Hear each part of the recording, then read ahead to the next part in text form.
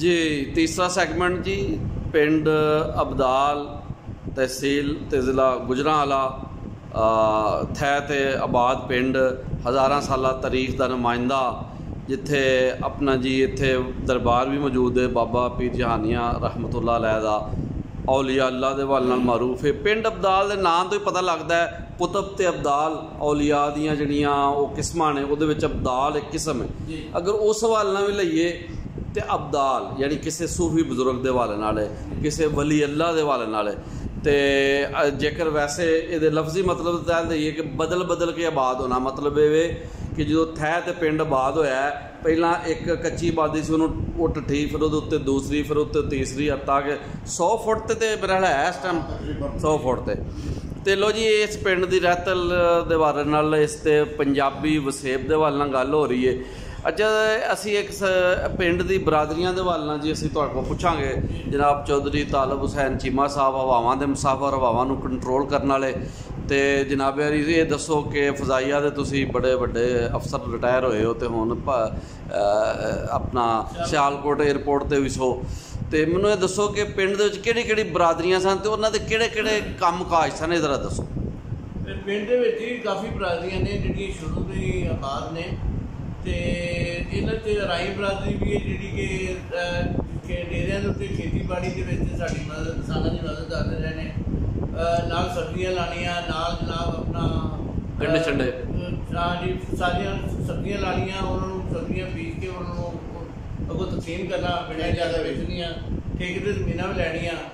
तो राय बरादरी का भी बड़ा अच्छा रोल है, बहुत किरदार है, बड़ा किरदार है, बड़े मेहनती बड़ी बरादरी है राय बड़ी बरादरी है, बड़े मेहनती लोग ने, मेहनती लोग पिंड साडे थोड़े घाट हाँ थोड़े घाट लेकिन मेहनती लोग ने जिन्ने भी है ना मेहनती। हाँ जी इस तो अलावा जी अपने रहमानी बरादरी है माशाल्लाह बहुत मेहनती लोग ने ते इन्हां भी इन्हां दा काम बड़ा ही अच्छा पिंड दे विच जिन्ने भी जट जीमे ने इन्हां दे नाल मिल के साथ यानी कि कंधे नाल कंधा मिला के चलदे ने ते बड़ी मेहनत करदे ने ते बड़ा ही वो कंधां नूं डेरियां तो लैके आउणी ते चावलां दी फसल डेरियां तो लैके आउणा ते उहनूं घरां तक पहुंचाना ते एक बड़ी मेहनत दा काम है ते ये भी नाल जिम्मेदार रल के काम करते हैं, बड़े एक किस्म की मेहनती कौम है तो बड़े अच्छे लोग हैं। बहुत वधिया बहुत वधिया। उस अलावा जो अपने मुगल बरादरी है माशाल्लाह वो भी बड़े मेहनती ने, वो मुगल बरादरी है उन्होंने जिन्नियां हल्लां ने हल्लां का काश्तकारी का खेतीबाड़ी का काम जितना भी उन्होंने जिम्मे ही वो हल्लां बना के देंगे सन, पंजालियां बना के देंगे हैं जिहड़ियां पहलां लाई दियां चोई का ही पहलां उदों पुराने दौर च खूह चलते सन।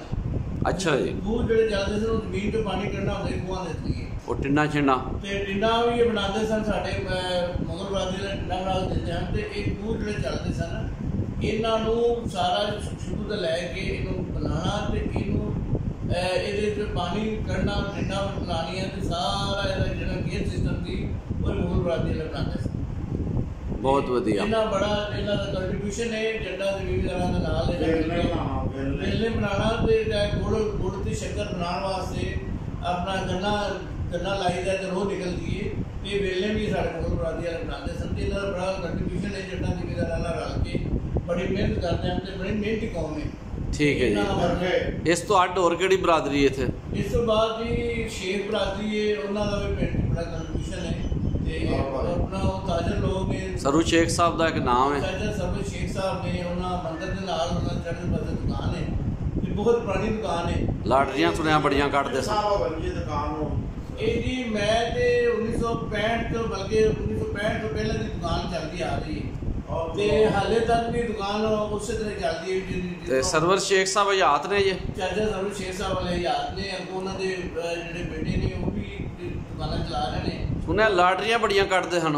हाँ जी किस्मत बड़ियां उन्हें रखियां होंदियां ते स्कूलों जो आना तो ज़्यादातर मेरे खादी होंदियां ते खादी उन्हें बनी होंदियां ते एक अद्धी कट छड़ देनी सी एक अद्धी कट भी देंदे सन निकल हाँ जी अदर वगैरह निकल आंदा है कि बड़ी पुरानी दुकान है जैसे शेख साहब की ते ये ताजर लोग ने ते ना भी पिंड दी बड़ी मदद की पिंड के लोगों दे नाल जो भी लोगों की जरूरियात जिंदगी कपड़े तक कपड़ा डीपू वगैरह बनाया है सारी बरादरी इन्हें बड़ा अच्छा मतलब ਤੇ ਤੇਲ ਕੱਢਣ ਵਾਲੀ ਇੱਥੇ ਵੀ ਹੈ ਸੀ ਪਿੰਡ ਸਿਲਸਿਲਾ ਸਾਡੇ ਤੋਂ ਮਲਕ ਬਰਾਦਰੀ ਸੀ ਗੱਲ ਦੇ ਵਿੱਚ ਉਹ ਹਾਲੇ ਵੀ ਹੈ। ਉਦੋਂ ਪੁਰਾਣੇ ਦੌਰ 'ਚ ਇਹਨਾਂ ਗੁਰੂ ਲਾਇਆ ਸੀ ਤੇਲ ਦਾ ਤੇ ਤੇਲ ਕੱਢਦੇ ਸਨ।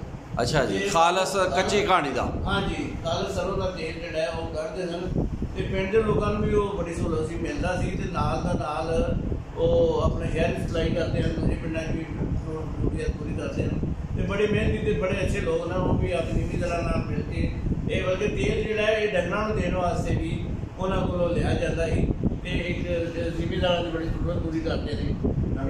ਫਸਲਾਂ ਨੂੰ ਦੇਣ ਵਾਸਤੇ ਸਾਲ 'ਚ ਤੇਲ ਦੇਈਦਾ ਡੰਗਰਾਂ ਨੂੰ। ਅੱਛਾ ਹਾਂਜੀ ਹਾਂਜੀ, ਇਹ ਬਹੁਤ ਜ਼ਰੂਰੀ ਹੈ। ਦਿੰਦੇ ਹਾਂ ਹੁਣ ਵੀ ਦਿੰਦੇ ਹਾਂ ਫਿਰ ਤੇ ਇਹ ਤੇਲ ਦੇਣ ਤੋਂ ਬਗੈਰ ਡੰਗਰ ਬਚਦੇ ਨਹੀਂ।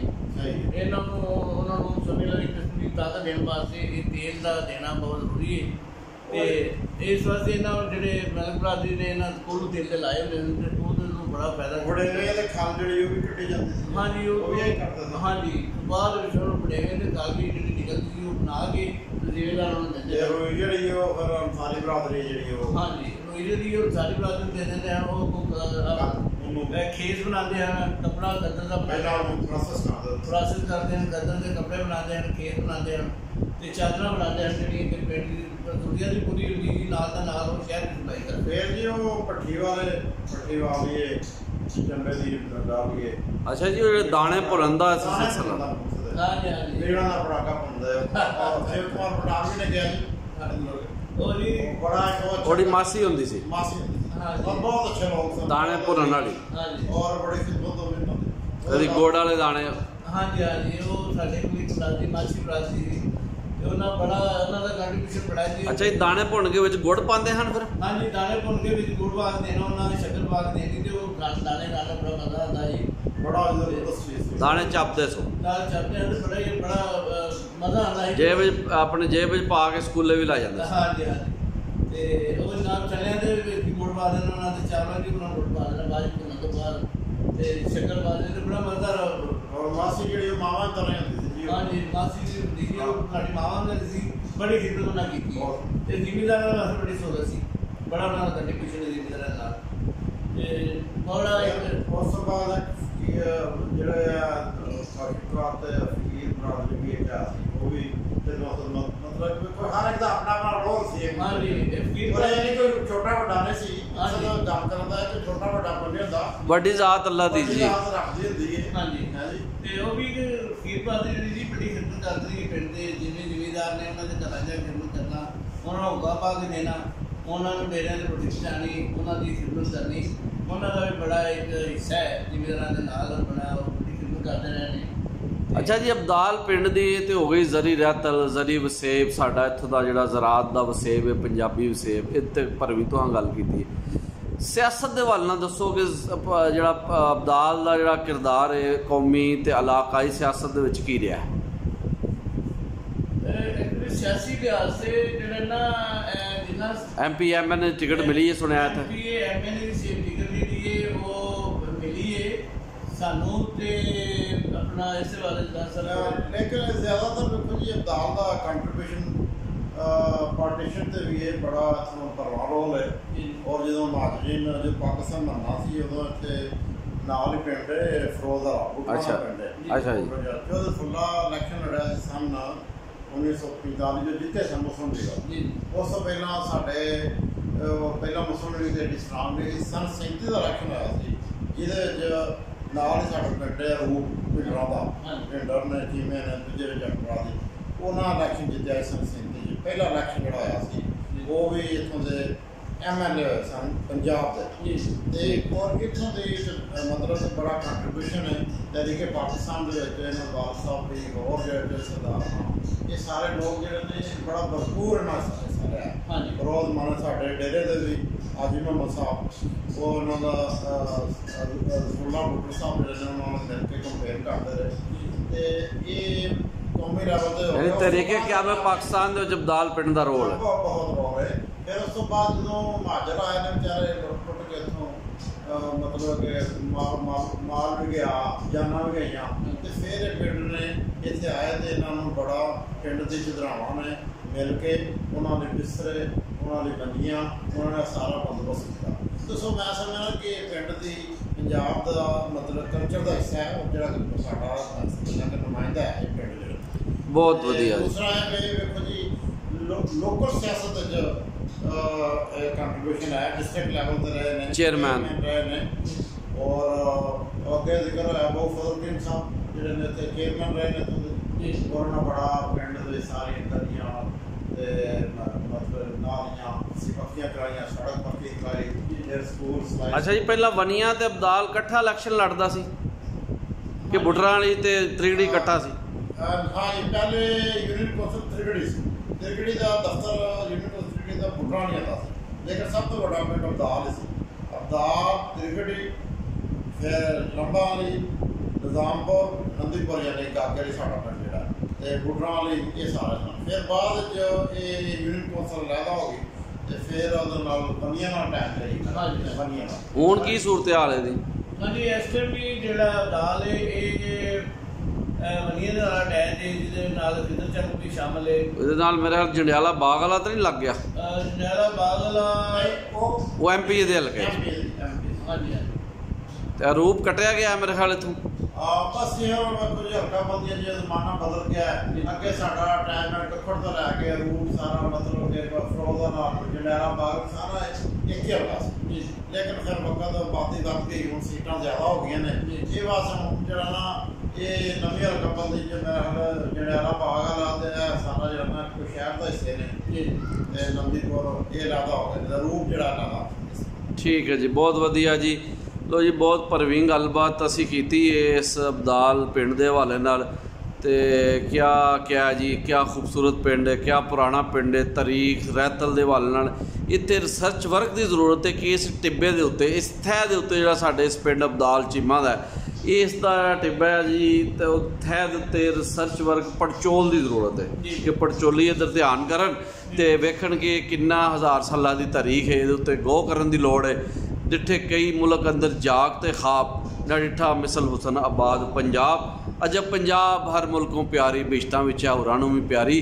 ਹਵਾ ਇਸਦੀ ਹੈ ਗਰਮੀ ਵਿੱਚ ਵੀ ਦਿਲ ਖਾ, ਅਜਾਇਬ ਨੀਰ ਠੰਡੇ ਸਾਏ, ਵਾਹ ਵਾਹ। ਤੇ ਲੋ ਜੀ, ਕੋਇਲ ਦੀ ਆਵਾਜ਼ ਹੋਵੇ, ਗੋ ਹੋਵੇ, ਸੇ ਹੋਵੇ, ਸਿਆਹ ਹੋਵੇ ਜਿਹਨੂੰ ਖਰਗੋਸ਼ ਆਉਂਦੇ ਨੇ, ਜਾਂ ਨਾਲ ਵਗਦੀਆਂ ਠੰਡੀਆਂ ਨਹਿਰਾਂ ਹੋਣ, ਰੁੱਖਾਂ ਦੀਆਂ ਛਾਵਾਂ ਹੋਣ, ਤੇ ਇਸ ਦੇਸ਼ ਦੀਆਂ ਕਿਆ ਬਾਤਾਂ। ਆਖਰ ਦੇ ਵਿੱਚ ਜਨਾਬ ਜਿਹੜੇ ਤੁਸੀਂ ਜਿਹੜੇ ਕਨਕਲੂਡਿੰਗ ਰਿਮਾਰਕਸ ਨੇ, ਤੁਸੀਂ ਇੱਕ ਅਫਸਰ ਵੀ ਹੋ, ਇੱਕ ਪੜ੍ਹੇ ਲਿਖੇ ਖਾਨਦਾਨ ਤੋਂ ਟੱਬਰ ਤੋਂ ਤਲਕ ਰੱਖਦੇ ਹੋ, ਜ਼ਰਾਤ ਪੇਸ਼ਾ ਵੀ ਹੋ, ਕਿਸਾਨ ਵੀ ਹੋ, ਜ਼ਿੰਮੇਦਾਰ ਵੀ ਹੋ, ਕੀ ਗੱਲ ਕਰਨਾ ਚਾਹੋਗੇ ਆਖਰ ਤੇ ਕੂਕ ਪਾਕਿਸਤਾਨ ਕੂਕ ਦੀ ਅੱਜ ਦੀ ਪੰਜਾਬੀ ਬੈਠਕ ਦੇ ਆਖਰ ਦੇ ਵਿੱਚ? ਐਕਚੁਅਲੀ ਜੀ ਸਾਡੀ ਮੈਂ ਇਹ ਪੈਗਾਮ ਦਿਆਂਗਾ ਕਿ ਜਿਹੜੀ ਸਾਡੀ ਹਕੂਮਤ ਹੈ, ਜਿਸ ਤਰ੍ਹਾਂ ਚੌਧਰੀ ਪਰਵੇਜ਼ ਸਾਹਿਬ ਵੀ ਰਹੇ ਨੇ, ਉਹਨਾਂ ਇੱਕ ਬੜਾ ਅੱਛਾ ਮਤਲਬ ਹੈ ਕਿਸਾਨਾਂ ਵਾਸਤੇ ਬੜਾ ਅੱਛਾ ਪੈਕੇਜ ਦਿੱਤਾ ਹੈ। ਉਹਨਾਂ ਕਿਸਾਨਾਂ ਦੀ ਖਾਸ ਕਰ ਵੈਲਫੇਅਰ ਕੀਤੀ ਹੈ। ਉਹਨਾਂ ਨੂੰ ਟਰੈਕਟਰ ਵੀ ਦਿੱਤੇ ਨੇ, ਖਾਲੇ ਵੀ ਉਹਨਾਂ ਨੂੰ ਫੰਡ ਵੀ ਦਿੱਤੇ ਨੇ, ਟਰੈਕਟਰ ਵੀ ਦਿੱਤੇ ਨੇ, ਖਾਦਾਂ ਵੀ ਸਸਤੀਆਂ ਕੀਤੀਆਂ। ਤੇ ਮੈਂ ਕਹਾਂਗਾ ਕਿ ਹਕੂਮਤ ਜਿਹੜੀ ਕਿਸਾਨਾਂ ਦੀ ਮਦਦ ਕਰੇ ਹਰ ਲਿਹਾਜ਼ ਦੇ ਨਾਲ, ਔਰ ਪਾਕਿਸਤਾਨ ਦੀ ਮਈਸ਼ਤ ਜ਼ਿਆਦਾਤਰ ਜਿਹੜੀ ਹੈ ਉਹ ਖੇਤੀਬਾੜੀ ਦੇਵੇ, ਕਾਸ਼ਤ ਦੇਵੇ, ਇਹਦੇ ਤਰਜੀਹ ਦਿੱਤੀ ਜਾਏ, ਇਹਨਾਂ ਨੂੰ ਫੰਡਿੰਗ ਕੀਤੀ ਜਾਏ, ਇਹਨਾਂ ਨੂੰ ਕਰਜ਼ੇ ਦਿੱਤੇ ਜਾਣ, ਇਹਨਾਂ ਸਹੂਲਤਾਂ ਦਿੱਤੀਆਂ ਜਾਣ ਕਰਕੇ ਜ਼ਿਆਦਾ ਕਾਸ਼ਤ। ਯਾਨੀ ਤੁਸੀਂ ਇਹ ਕਹਿਣਾ ਚਾਹ ਰਹੇ ਹੋ ਪੰਜਾਬ ਦਾ ਹਾਕਮ ਪੰਜਾਬ ਦੀ ਰਹਿਤਲ ਦੀ ਹਿਫਾਜ਼ਤ ਕਰੇ, ਹਾਂਜੀ, ਇੱਥੋਂ ਦੇ ਵਸੇਬ ਦੀ ਹਿਫਾਜ਼ਤ ਕਰੇ, ਜੀ। ਔਰ ਪੰਜਾਬ ਦੇ ਵਿੱਚ ਮਜ਼ੀਦ ਜਿਹੜੇ ਸੂਬੇ ਬਣਾਉਣ ਦੀ ਤੁਸੀਂ ਸਖਤ ਮੁਖਾਲਫਤ ਕਰਦੇ ਹੋ। ਅੱਗੇ ਤੁਹਾਡੇ ਨਾਲ ਇਸ ਬਾਰੇ 'ਚ ਗੱਲ ਹੋਈ ਸੀ ਕਿ ਇੱਥੇ ਸੂਬੇ ਹੋਰ ਨਹੀਂ ਬਣਨੇ ਚਾਹੀਦੇ। ਨਹੀਂ ਬਣਨੇ ਚਾਹੀਦੇ। ਉਹ ਜਿਹੜੇ ਸੂਬੇ ਅੱਗੇ ਨੇ ਉਹਨਾਂ ਨੂੰ ਜਿਹੜਾ ਨਾ ਉਹਨਾਂ ਨੂੰ ਸੰਭਾਲਣ, ਉਹਨਾਂ ਨੂੰ ਅੱਗੇ ਲੈ ਕੇ ਚੱਲਣ, ਨਾ ਕਿ ਮਜ਼ੀਦ ਸੂਬੇ ਬਣਾਉਣ। ਸੂਬੇ ਦੇ ਸਾਰੇ ਪੰਜਾਬ ਇੱਕ ਹੀ ਪੰਜਾਬ ਹੈ, ਇੱਕ ਪੰਜਾਬ, ਇੱਕ ਮੁੱਠ ਪੰਜਾਬ, ਇੱਕ ਮੁੱਠ ਪੰਜਾਬ ਹੈ ਤੇ ਪੰਜਾਬ ਦਾ ਇੱਕ ਨਾਂ ਹੈ। ਸਾਰੇ ਪੰਜਾਬੀ ਬੋਲਦੇ ਨੇ, ਸਾਰੇ ਪੰਜਾਬੀ ਬੋਲਦੇ ਨੇ। ਇਹਦੀ ਪੰਜਾਬੀ ਦੀ ਤਕਸੀਮ ਨਹੀਂ ਹੋਣੀ ਚਾਹੀਦੀ। ਇਹ ਸਰਾਸਰ ਜਾਤੀ ਹੈ। ਇਹ ਪੰਜਾਬ ਦੇ ਵਿੱਚ ਰਹਿੰਦਿਆਂ ਹੋਇਆ ਇਸ ਤਰ੍ਹਾਂ ਦੇ ਜਿਹੜੇ ਲੋਕ ਸੋਚਦੇ ਨੇ, ਉਹਨਾਂ ਦੀ ਸੋਚ ਗਲਤ ਹੈ, ਮੰਫੀ ਸੋਚ ਹੈ। ਪੰਜਾਬ ਇੱਕ ਉਹਦੇ 'ਚੋਂ ਤਾਰਕ ਸਿੰਘ ਚੀਮਾ ਸਾਹਿਬ ਜਿਹੜੀ ਗੱਲ ਕੀਤੀ ਹੈ ਕਿ ਪੰਜਾਬ ਤੇ ਪੰਜਾਬੀ ਦੀ ਵੰਡ ਨਾ ਮਨਜ਼ੂਰ, ਇਸ ਬਾਰੇ ਤੁਸੀਂ ਕੀ ਆਖੋਗੇ? ਬਹੁਤ ਸੋਹਣੀ ਗੱਲਬਾਤ ਕੀਤੀ ਜੀ ਨਾ। ਗੱਲ ਹੈ ਜੀ ਕਿ ਇਸ ਰਸਮ ਮੈਂ ਵੀ ਕਹਾਂਗਾ ਕਿ ਜ਼ਰਾਅਤ ਜਿਹੜੀ ਹੈ ਬੜੀ ਅਹਿਮ ਚੀਜ਼ ਹੈ। ਸਾਡਾ ਐਗਰੀਕਲਚਰ ਕੰਟਰੀ ਹੈ। ਵੱਧ ਕਿਸਮ ਦੀ ਕਿ ਹੁਣ ਸਾਨੂੰ ਗੰਦਮ ਵੀ ਬਾਹਰੋਂ ਮੰਗਵਾਉਣੀ ਪੈਂਦੀ ਹੈ ਕੁਝ ਹਿਸਾਬਾਂ ਤੋਂ। ਔਰ ਲੈਂਡ ਮਾਫੀਆ, ਇਹ ਜਿਹੜੇ ਹਾਊਸਿੰਗ ਸੋਸਾਇਟੀਆਂ ਬਣ ਰਹੀਆਂ ਨੇ, ਇਹ DHA ਬਣ ਰਹੇ ਨੇ, ਇਹ ਸਾਨੂੰ ਸਾਡੇ ਮੁਲਕ ਨੂੰ ਬਰਬਾਦ ਕਰ ਰਹੇ ਨੇ। ਇਹਨੂੰ ਰੋਕਣਾ ਚਾਹੀਦਾ। ਇਹਨੂੰ ਰੋਕਣਾ ਚਾਹੀਦਾ। ਦੇਖੋ ਹਾਈ ਰਾਈਜ਼ ਬਿਲਡਿੰਗਾਂ ਤੁਸੀਂ ਬਣਾਓ, ਤੁਸੀਂ ਇਹ ਜਿਹੜਾ ਇੰਨੀ ਤੇਜ਼ੀ ਨਾਲ ਮਤਲਬ ਕਿ ਜ਼ਮੀਨਾਂ ਦਾ ਅੰਡਰ ਕਲਟੀਵੇਸ਼ਨ ਜਿਹੜੀ ਉਹਨਾਂ ਨੂੰ ਤੁਸੀਂ ਅੰਡਰ ਲਿਆ ਰਹੇ ਹੋ ਹਾਊਸਿੰਗ ਸੋਸਾਇਟੀ, ਇਹ ਚੀਜ਼ ਖਤਮ ਨਾ ਹੋਏ ਤਾਂ ਪੰਜਾਬ ਦਾ ਹਸਨ ਬਰਬਾਦ ਹੈ, ਪੰਜਾਬ ਦੀ ਇਨਵਾਇਰਨਮੈਂਟ ਬਰਬਾਦ ਹੋਵੇਗੀ। ਔਰ ਮੈਂ ਇਸ ਮੌਕੇ 'ਤੇ ਕਹਾਂਗਾ ਕਿ ਜਿੰਨੀ ਦੇਰ ਤੱਕ ਪੰਜਾਬੀ ਨਹੀਂ ਉੱਠਣਗੇ, ਪੰਜਾਬ ਲਈ ਨਹੀਂ ਉੱਠਣਗੇ, ਆਪਣੇ ਰਹਿਤਰ ਨਹੀਂ ਉੱਠਣਗੇ, ਸਾਨੂੰ ਚਾਹੀਦਾ ਕਿ ਪੰਜਾਬੀ ਜ਼ਬਾਨ ਬੋਲਣ ਦਾ ਆਰ ਨਾ ਕਰੀਏ। ਹਾਂਜੀ ਹਾਂਜੀ, ਇਹਨੂੰ ਸਕੂਲਾਂ ਕਾਲਜਾਂ ਦਫ਼ਤਰਾਂ 'ਚ ਲਾਗੂ ਹੋਣਾ ਚਾਹੀਦਾ, ਲਾਗੂ ਕੀਤਾ ਜਾਏ, ਦਫ਼ਤਰੀ ਜ਼ਬਾਨ ਬਣਨੀ ਚਾਹੀਦੀ। ਆਪਣੀ ਅੰਗਰੇਜ਼ੀ ਸਭ ਜ਼ਬਾਨ ਸਿੱਖੀਏ, ਲੇਕਿਨ ਆਪਣੀ ਮਾਂ ਬੋਲੀ। ਨਹੀਂ, ਚੌਧਰੀ ਤਾਲਬ ਹੁਸੈਨ ਚੀਮਾ ਸਾਹਿਬ ਵਾਅਦਾ ਕੀਤਾ ਹੈ ਕਿ ਹੁਣ ਜਿਹੜੀ ਰਿਟਾਇਰਡ ਲਾਈਫ ਹੈ ਉਹ ਪੰਜਾਬ ਤੇ ਪੰਜਾਬੀ ਲਈ ਵਕਫ ਕਰਤੀ ਉਹਨਾਂ ਨੇ, ਔਰ ਇਹਨਾਂ ਨੇ ਇਸ ਝੰਡਾ ਚੁੱਕ ਲਿਆ। ਮੈਂ ਤੇ ਮੇਰੀ ਦਖ ਪੰਜਾਬੀ, ਮੇਥੋਂ ਨਹੀਂ ਉਹ ਵਕਫ ਪੰਜਾਬੀ, ਚੁੱਕ ਲੈ ਝੰਡਾ ਮਾਂ ਬੋਲੀ ਦਾ, ਉੱਚੀ ਥਾਂ ਤੇ ਰੱਖ ਪੰਜਾਬੀ। ਇਹ ਤਾਂ ਹੁਣ ਉੱਚੀ ਥਾਂ ਤੇ ਰੱਖ ਲਈਏ ਤੇ ਮੇਰਾ ਖਿਆਲ ਹੁਣ ਬਾਕੀ ਜਿਹੜੀ ਆਜ਼ਾਦੀ ਤੁਸੀਂ ਇਹਦੇ 'ਚ ਲਗਾਓਗੇ ਇਨਸ਼ਾਅੱਲਾ। ਤੇ ਇਹ ਅਸਲ ਵਿੱਚ ਜਿਹੜੀ ਪੰਜਾਬੀ ਜ਼ਬਾਨ ਹੈ, ਮੈਂ ਤੇ ਇਹ ਕਹਾਂਗਾ ਕਿ ਜਿੰਨੇ ਸਕੂਲ ਨੇ, ਜਿੰਨੇ ਕਾਲਜ ਨੇ, ਉਹਨਾਂ ਦੇ ਵਿੱਚ ਇੱਕ ਮਜ਼ਮੂਨ ਦੇ ਤੌਰ ਤੇ ਰਾਇ ਕੀਤੀ ਜਾਏ, ਇਹਨੂੰ ਅਸੀਂ ਬੋਲਣੇ ਤੇ ਹੈ ਵਾ, ਸਾਡੀ ਜ਼ਬਾਨ ਹੈ, ਪੜ੍ਹਾਈ 'ਚ ਵੀ ਹੋਣੀ ਚਾਹੀਦੀ, ਪੜ੍ਹਾਈ 'ਚ ਵੀ ਹੋਣੀ ਚਾਹੀਦੀ ਹੈ ਕਿ ਕਿਸ ਤਰ੍ਹਾਂ ਇਹਨੂੰ ਸਮਝਣਾ ਹੈ, ਕਿਸ ਤਰ੍ਹਾਂ ਲੈਣਾ ਹੈ। ਅਦਾਲਤੀ ਜ਼ਬਾਨ ਹੋਣੀ ਚਾਹੀਦੀ, ਅਦਾਲਤੀ ਜ਼ਬਾਨ ਹੋਣੀ ਚਾਹੀਦੀ। ਉੱਥੇ ਵੀ ਗੋਲ ਡੋਲ ਦੀ ਗੱਲ ਹੁੰਦੀ ਹੈ, ਜੱਜ ਪੰਜਾਬੀ 'ਚ ਗੱਲ ਕਰੇ, ਪੰਜਾਬੀ 'ਚ ਗੱਲ ਕਰਨ ਤੇ ਪੰਜਾਬੀ। ਦੇਖੋ ਜੀ, ਅਨਪੜ੍ਹ ਸਾਇਲ ਉਹਦੇ ਨਾਲ ਗੱਲ ਤੁਸੀਂ ਅੰਗਰੇਜ਼ੀ 'ਚ ਕਰੋ, ਜ਼ਿਆਦਤੀ ਨਹੀਂ, ਜਾਤੀ ਉਹਨੂੰ ਸਮਝ ਨਹੀਂ ਆਉਂਦੀ, ਆਂਦੇ ਕੀ ਨੇ, ਨਾ ਉਰਦੂ ਦੀ ਨਾ ਅੰਗਰੇਜ਼ੀ। ਸਾਡੇ ਜਿੰਨੇ ਹਨ ਜੀ ਬਜ਼ੁਰਗ, ਸਾਡੇ ਸੂਫੀ ਸ਼ੋਰਾ, ਉਹਨਾਂ ਦਾ ਜਿਹੜਾ ਮਤਲਬ ਉਹਨਾਂ ਦਾ ਪੈਗਾਮ ਜਿਹੜਾ ਸਮਝਣ ਲਈ ਜ਼ਰੂਰੀ ਹੈ ਕਿਸੇ ਪੰਜਾਬੀ ਨੂੰ। ਜਿਵੇਂ ਉਹ ਇਹਨਾਂ ਮੈਂ ਸਮਝਦਾ ਕਿ ਬੜਾ ਵੱਡਾ ਖਜ਼ਾਨਾ ਹੈ। ਉਹ ਵਾਰਿਸ ਸ਼ਾਹ ਦੀ ਹੀਰ ਹੈ, ਉਹਨੂੰ ਵਾਰਿਸ ਸ਼ਾਹ ਪੰਜਾਬੀ ਦਾ ਐਨਸਾਈਕਲੋਪੀਡੀਆ ਕਹਿ ਸਕਦੇ, ਵਾਰਿਸ ਸ਼ਾਹ ਨੂੰ ਸ਼ੇਕਸਪੀਅਰ ਦਾ ਪੰਜਾਬ ਦਾ ਕਿਹਾ ਗਿਆ।